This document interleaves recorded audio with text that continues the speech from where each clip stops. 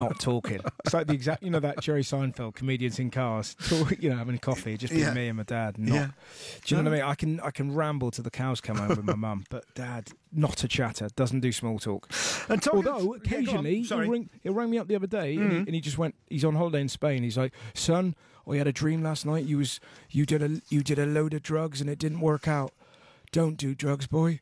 Anyway, I've got to go. See ya. Right. So I'm getting attacked for what I've done in my dad's dreams. Right. Well, it's cautionary. He's looking out for you. Talking of travels, how was China? What was it like performing in China? It was terrific. They had to check. The government were checking what I was going to say beforehand. We had a hand in the script. You did it in English, presumably? I did, yes. Yeah. Yes.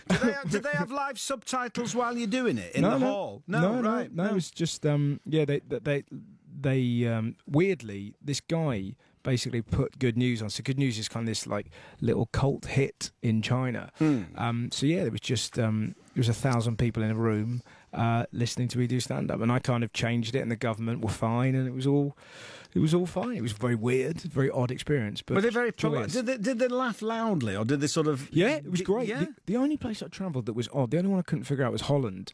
That was the only gig out of the whole tour where I was like, is this going badly? It feels like they kind of weren't laughing. They were like, that's humorous, here are my teeth. and you kind of think, I've seen a lot of teeth, I'm not sure. And then at the end they kind of stood up and they gave us a standing ovation. They were like, more. And you're like, well, I've just done an hour and a half and you weren't really into that. Right. So it felt like they were just admiring the effort. But it did go well. It's just the way they react. Yeah, but that was the only place that I had an odd incident. Like, also, I was in it's the first time I've been to Amsterdam, and I was in this little coffee shop, and I was stroking this dog, and I was going, good boy, and then it struck me that he doesn't know English, so for some reason I went full Steve McLaren, and I was stroking this dog and gosh boy, yes, and trying to do this weird, do you like a walking? He likes a walking, all this. And I was getting really into it, and then after about 5 minutes, this very polite lady went, "Can I have my dog back?" Right. And I realised that I'd sort of accosted her hound.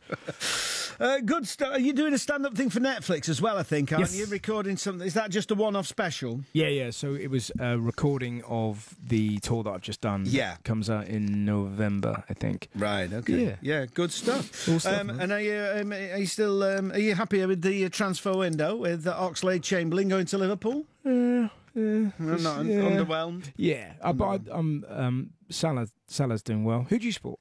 I support Manchester City.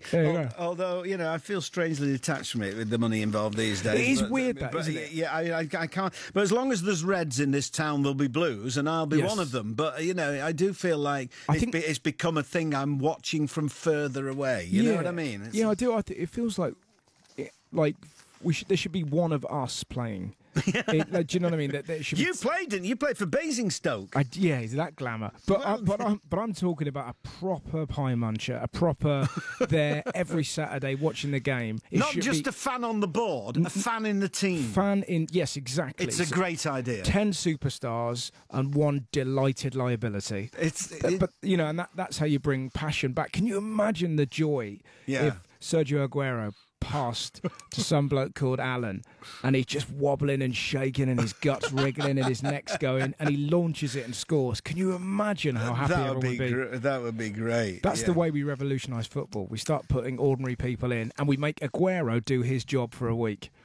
It's a great idea. Aguero has to deliver stuff for Amazon, and he plays up front for Man City. Right. Well, I'd like to think that Serge would do that. I think he would. He seems to be one. There are people who might not, but you think Serge is one of the good guys? He seems. I don't know. Yeah, he looks like he finishes his meal and puts it straight in the dishwasher. He does. He looks a good guy. Yeah, we like Serge. He's one of ours, and he was cheap because he was only 35 million. That was before football got expensive. Can you imagine how much he'd be now? I know, crazy.